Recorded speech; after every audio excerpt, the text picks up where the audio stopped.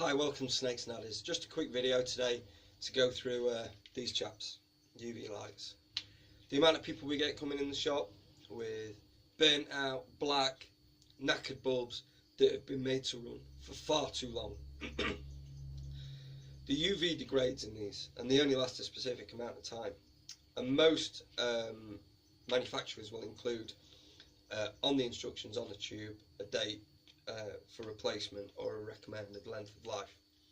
The tube will run for 18 months, but the UV might be gone after 8 or 10. And this is a shame, you know, because this is what's going to help make strong bones in your reptile. Coupled with a multivitamin balancer, calcium powder and heat, that's how we're going to create the bone in your reptile. So I'll try and do this in layman's terms. The science is slightly more complicated, so I don't want all the UV nuts going crazy.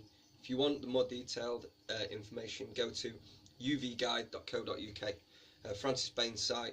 Loads of research on UV, and it'll help you with understanding your reptile's needs. The UV light we're going to have on 12-14 hours a day, and that's going to provide pre-vitamin D3 in the skin. Through heat, that's transferred into the body and turned into vitamin D3 proper. What we've also got is our calcium that we've put onto our food, which is now in the gut. We're going to harvest that with the vitamin D3. It's going to travel around the body, it's going to turn it into bone. That process is achieved with heat though. So we do get setups where people come in and they show us a picture and they've got a UV light at one end and a heat light at the other. It's not going to work.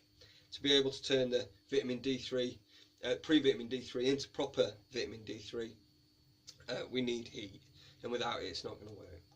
So think of it like when you get epoxy resin, you get two parts to the epoxy resin, you squeeze the two tubes, out at the other end comes a compound. Well, with our reptiles we've got three parts. We've got UV light or UVB, we've got heat, and we've got calcium. If one of those three is missing, then we're not going to get proper bone. That manifests itself as metabolic bone disease, which is a more common ailment than it should be. And it shows itself as like rubber bones. Jaws are malleable, you can move them, or they bend, or their shoulder and hip sockets don't work properly and they sort of roll and they can't walk right.